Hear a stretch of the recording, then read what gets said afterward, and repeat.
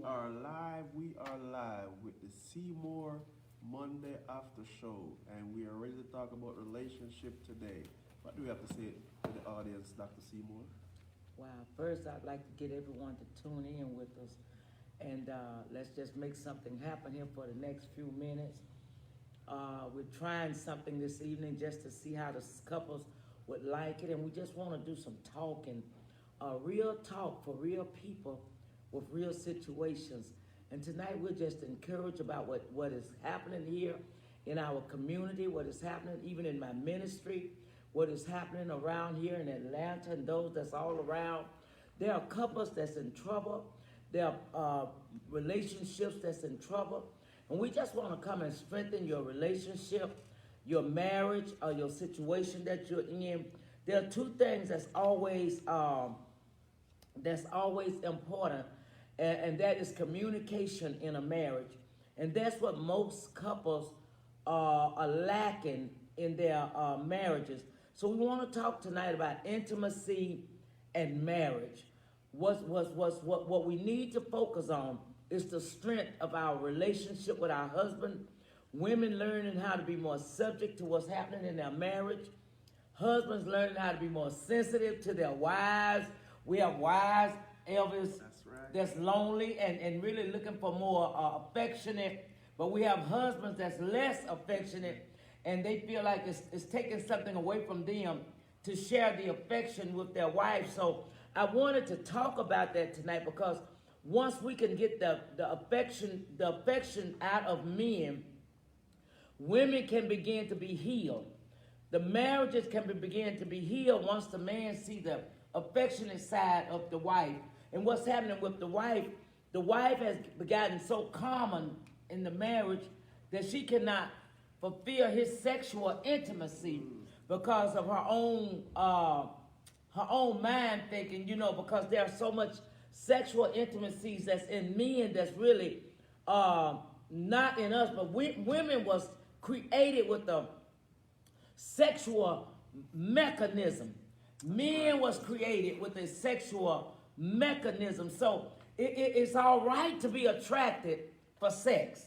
It's all right to be attracted for love making. It's all right to be attracted for communication. It's all right. And so what has happened is most people don't talk about it at home. Most young people, when I was growing up at home, that was a conversation my mom and dad had never talked in front of us. So with them never speaking that in front of us, it made us bashful to talk about it.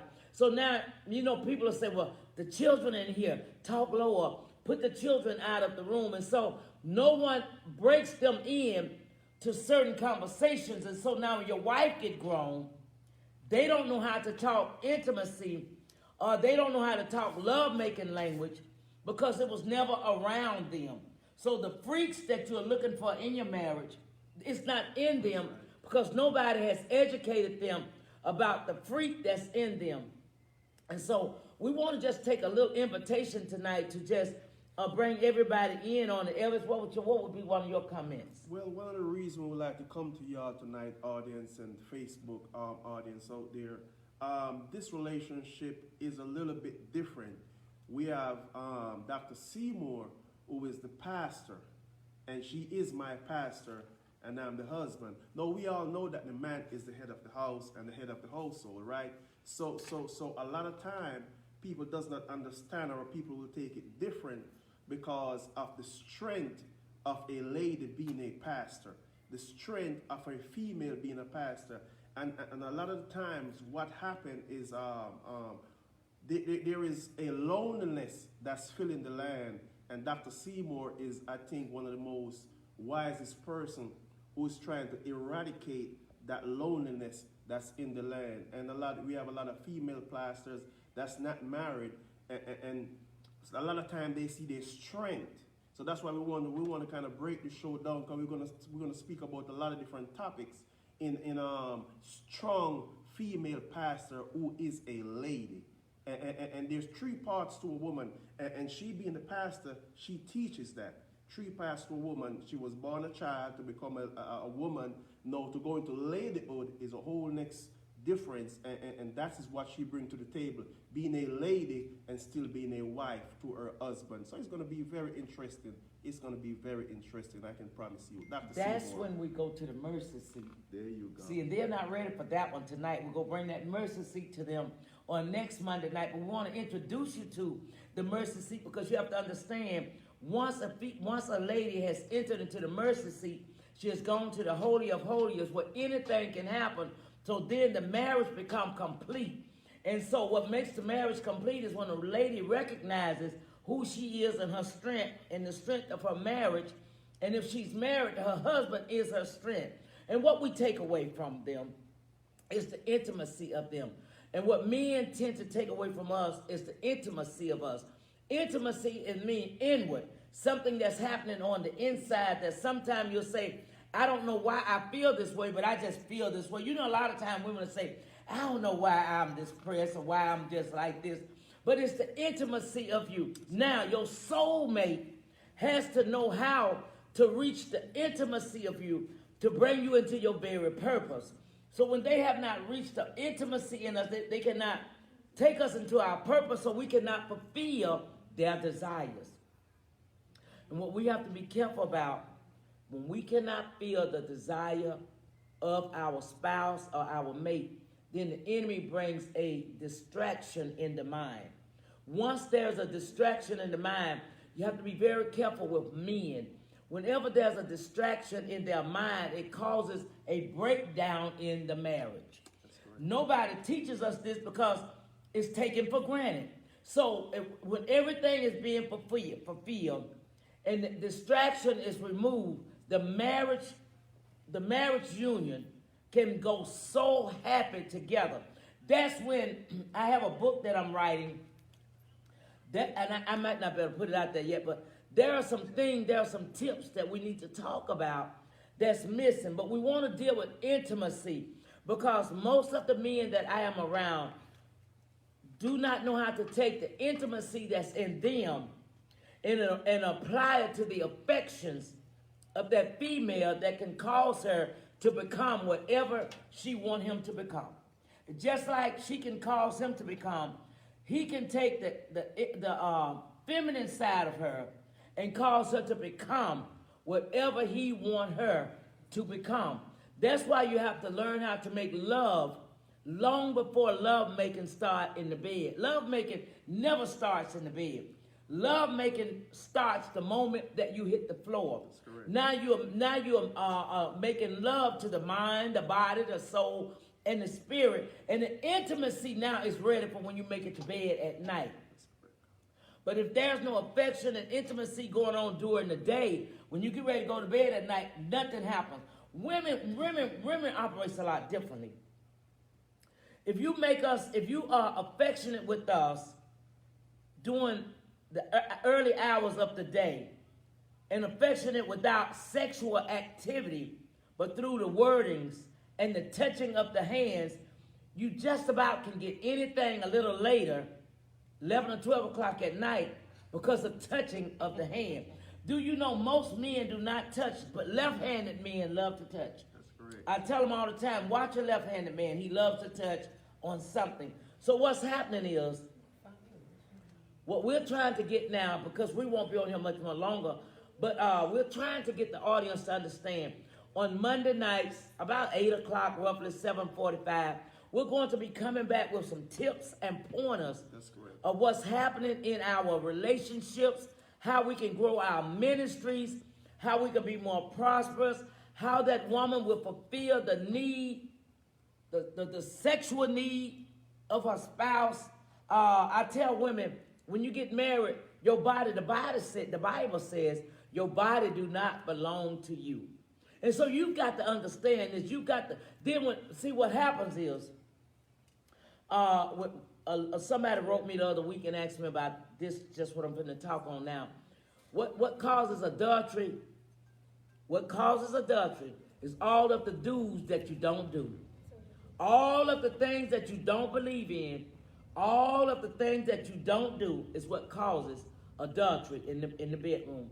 So when you become that man's, whatever he wants you to be, when you become that man's pet, when you become his friend, when you become your husband's lover, when you become his girlfriend, the best thing you could ever become for your husband is his girlfriend. You can never make good husband and wife and have a good romance without first being his girlfriend, because the girlfriend seeking to do everything that's going to please her boyfriend. That's right. That's You know, right. it's really true. That's why they go out and get a side piece. They get a side piece because the side piece becomes the girlfriend, while the wife is still at home. You are my girlfriend. Of course. You are. Yeah. That's why you can speak like that. Yeah. You are my girlfriend. Keep going. Keep going. Because that's the trick of it there. Most people don't notice, or we're so busy complaining about what we don't have, the children. Never allow the children to be the focus of your marriage. And so what has happened in the young houses, people are excited about the babies and the children have taken the romance out of the marriage. So what the husband does, he sneaks away from you. He goes to the store, he goes shopping, or he hanging out with the boys, because now he needs that time. And the time is to think and put his mind on some things, because the intimacy part of him wants to be loved. It does. It wants to be loved. It wants to be embraced. And she's talking about the babies. She's talking about milk. She's talking about Pampers. She's talking about everything but what this man want to talk about. And that's love making. And that's love making. But there's a freak in every man. But can I share something with y'all? Sure. Women are just as freaky as men. That's right. What happened though, I tell them, a lot of girls tell me, well, my mama never did teach me. There are a lot of things your mama didn't teach you. But some things come natural. And you've got to learn to break your own will that your marriage can work. If your husband tip out on you, he's going to get the opposite of what you are. He's going to get the opposite body build, the opposite color, hair, the opposite of the body. I mean, the mind thinking, the conversation. And you're sitting at home still complaining about the bills, what you don't have, and everything he going and got is the total opposite of who you are. And, it's just real talk. And I want to say, Dr. Seymour, if you have a question for the love doctor, because that's what she is. She's the love doctor. If you have a question for the love doctor, you can just ask it, and I know she'll have a perfect answer for you. One of the next thing we like to talk about is the strength. A man dealing with and talking to a strong female. A female in leadership. It don't have to be in church as leadership. It can be a CEO of a Fortune 500 company. It could be a worker at McDonald's. It doesn't matter. Loneliness is in the land, and that is what we are trying to fulfill. I believe I was created to take away the 11. I believe I was created to make sure that the female always have a smile on her face. And one of the tips I want to say tonight is whenever you see a strong female, the strength in the female, you always have to hear her heart through her voice. And one of the things that turn off a lot of men from talking to strong women is that the way that they talk. Even though American ladies, their voice a lot of men is attracted to, but a lot of times it's the same thing that a lot of men just don't know what to deal with. Oh, she cannot speak to me like that. Oh, I know I'm a man. She can't talk to me like that. But if you can hear her heart through her voice, believe me, the strongest female have the biggest heart. And I'm speaking now from experience. The strongest female have the biggest heart. So if you can get past that voice and all of that talking, you are in for a treat. Believe me, I'm going to put you on back with the love doctor. Now, I like what you were saying, but I feel like some of the females need to hear the heart of their spouse. That's correct. Because men, I know that women are lonely, but can I tell you this? Men are lonely too. That's correct. And men are lonely for just the opposite of how we react to them. Men are lonely for that voice. They're lonely for that romance. They're lonely for that love making. They're lonely for the attractionness. They're lonely for certain words that need to come from the mouth of their female or their spouse or their wife. And so I say this all the time. We take them for granted.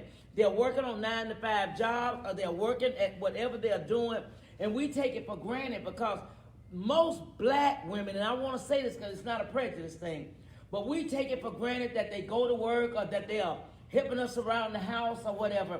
And so that's the voice of that man. That's right. That has to be heard. There's a sexual need. This is what makes a man lonely. is loneliness without a voice. The woman can say, I love you, and we only shift, let me tell y'all this. We only shift when we think you're about to leave us. We only shift when you act a fool. That's the only time you can get us to shift, because we think now that you're about to go somewhere else or get involved with somebody else. That's why it's called real talk for real people with real situations. That's why it's that, because if you be in reality, when we think, okay, well, you know, he gonna leave me, or I looked on his cell phone and he talking to other women. Yeah, right. So it makes you now begin to wonder, what am I doing wrong? But all the time, you really knew what you was doing wrong, but you wasn't ready to change because you want to put the blame on him or somebody else. So in being in marriage, I said it earlier, you've got to be ready to be committed before you connect. You've got to be ready to commit yourself, your life, and your time before you connect. Because the thing about it, a man go to work. I've been teaching this for 20 years. That's correct. When the man go to work, he get up at 4 or 5 in the morning, he go to work. The last thing he want to see when he go to work is his wife. The first thing he want to see when he come home from work in the evening is his wife. He's not looking for children. He's not looking for his mama. He's not looking for his daddy. When a man come from work, the first thing that man want to see is his wife. He don't want you with a head rag on your head. He don't want pajamas on your body that you had on at 5 in the morning when he went to work. He don't want to see certain clothing on your body when he come home in the evening. See, that's why we talk about it's real talk. Because nobody breaks this stuff down, and we're wondering, my husband said about it being a lonely situation. Right. We are the ones that's going to change the loneliness in our relationships and in our marriages. And don't start something that you cannot finish. Amen. Don't start something that you cannot end. Don't offer that man sex 5 nights a week. After you've been with him 4 or 5 months, now he can't get it 5 times a month. Don't start something that you cannot finish. What we do, we be very, very sexually active in the beginning because we're trying to draw him. We're trying to move him from the other women. That's right. The moment that we move him, then now everything has shifted. Women, you all know this is the truth. Let's get ourselves together. Let's get our minds together. Let's concentrate on where we're going next. Let's work out the loneliness and the hypocritical problems that's working in our marriage. Don't let the children be the focus of your relationship. Don't be in a marriage because you got children. If you're in the marriage because there are children, he's going to eventually leave you. Ask me how I know. I had 2 twins. I had a set of twins by my first husband. Married him. He worked night and day. And I thought I really, really had it together because we had children. He loved his children. He surprised me after we got married when he bought me a double-wide trailer. But my focus was the children. And so I had to learn through mistakes, through the tear and the wear and mistakes, other marriages. I had to learn that was never the primary focus. I realized the children didn't keep the marriage together. Now I looked up one time, he had left me and moved to Indiana. I still had the children. So let's wake up. They will leave you with the children. You've got to find out how to save and rescue your marriage. Now, I don't know if you can inbox me or whatever, but listen, we going to talk some more next Monday because I want to finish this. There are some things that I want to get to. Tonight was an introduction. That's correct. Of relationship party. These young people named this thing. And so what we want to do, Seymour Monday after party. after party, That's because right. I like to talk to grown people. Now, if you're not ready for my language, please don't come on this show, because this is all about relationship for grown people. Grown people with grown problems. That's right. I only want to talk to mature people. I can't sit here now and manage my words and make sure that you're all right with what I'm saying. I'm here to save your relationship. I'm here to bring the groove back. I'm here to bring restoration back into your bedroom, into your relationship. I'm here to introduce you to some stuff you have not done. So this is why this is an introduction tonight. I want to shift your bedroom. I want to shift your den. I want to shift your man cave. I want to shift the theater in your house. I came to bring changes. I came to bring restoration. And so, if you're not ready for it, get off the line now. If you're not ready for what I am about to bring you, I'm not bringing you a whole lot of scriptures. I'm coming from the streets. That's right. Because that's what God brought me from. I was a Rahab before I was a saint. Now, I might have been a saint in the spirit all the time, but there came a time when I became a Rahab, and I was in the whorehouse. And I know what being a whore is like. And so I've been the prostitute before. So that's how I know the secrets and the challenges that men deal with and women deal with. I just want to come and change your life. Women, you saying, why I can't get no husband? Why? Well, Dr. Seymour, there is already a percentage. We deal with about 2 or 3 different percentage of men that's away from what's going on. There's a percentage of men that's in prison. There's a percentage of men that are saying, preacher, keep on preaching because that's not the way that I'm looking right now. Then there's a next percentage of men that's saying, okay, I don't know to approach a strong female. I don't know to talk to a strong female. So now we want to bring that confidence back to the man to fulfill that loneliness that's in the land that the ladies are missing. That loneliness that the ladies are missing. That's why Dr. Seymour is here to talk to the female and how to make sure that yes, you can still be strong. Yes, you can be a leader, but no, you can still be a lady to know how to deal with your husband or your fiance or your boyfriend. Elvis, it's all in the voice. All in the voice. It's all in the voice. It's all in the tone. It's all in the voice. When a female or when a woman or when a lady knows who she is, knows her rightful place, knows her authority and her power, it's in your voice. You can get many things done through the voice. Now, somebody might challenge that, but what did Eve do? It was in her voice. She told Adam, when Adam said, when Adam spoke to her, she told Adam.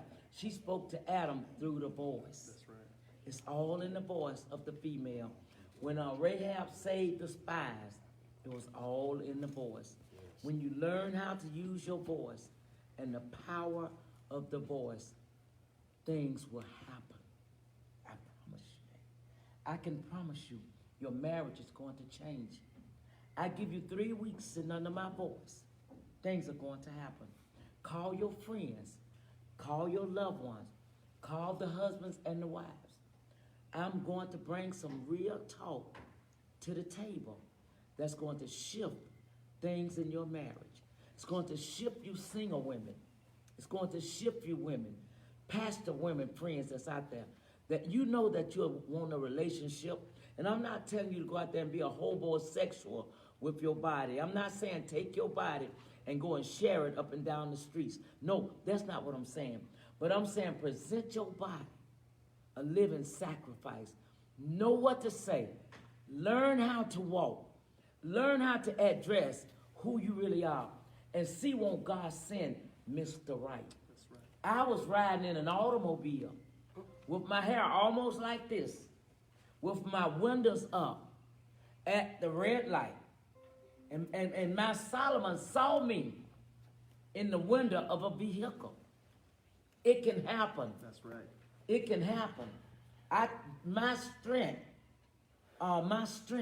is teaching women how to win. I want to teach you how to win. I want to become your personal coach. Yeah. I want to be your personal life coach that you can win in this season. You don't want to be at Christmas without somebody. Prophet, do you know that song, What Do the Lonely Do at Christmas? Can you give me a touch of it? What do the lonely do? Hit it. At Christmas. You got to hit it again. What do the lonely do during Christmas time? Yeah.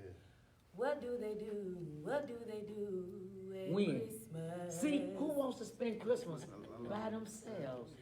Who wants to be in the rest of the cold weather? But I'm not saying go out there and become homosexual. I'm not talking about going out there, giving your body all around. I'm going to teach you how to do it like a lady. I want to be your Mordecai. I want to be your Naomi. And I challenge married women especially. Let me become that. I have a certificate. I've studied. First of all, I studied in the streets. And because I knew I would be challenged by those of you that's educated, I knew I had to go and get it on paper. So that now you can't challenge the anointing that's in my life. I am anointed to bring you out of the ghetto and take you into the ghetto. I am anointed to teach you how to make him sleep in your bed and stop sharing your bed at home with another woman. While you think he's out working, he's in somebody else's bed. I want to teach you something. I'm getting ready to close, but on next Monday night, Evlis and I are looking forward. Looking forward. Looking about 7:30, 7:45, we're coming back. You can send your questions in. Mr. Ward, how can they send their questions? By email, YouTube? You all know how to inbox me. And we're not going to call your names, but I'm so honored this evening to come to you wherever you might be. And whatever your questions are, and we're ready to prepare and we're ready to counsel and help you throughout your ordeal. Again, I thank you again for tuning in this evening. I pray that I've said something. And I want you to know you're in the beginning of your healing. God's about to heal you of your past. You're in the beginning of a cure for your heart. God has given us a remedy for romance. I have a prescription for pleasure. She had it. Trust me. Go ahead, Dr. Seymour. I have an antidote. Listen, I have an antidote for adultery. I know how to make him stop sleeping around. Now, every now and then we got a few little women that's a little hot. So I have an antidote that's going to stop the adultery. And I have a serum for stress. We're going to work on all of these parts of your body to get it lined up. And for that woman that don't have no nature, I have a tea that can help you. I love you all. Until next week, Dr. Seymour. Real talk for real people with real situations. Amen. See you soon.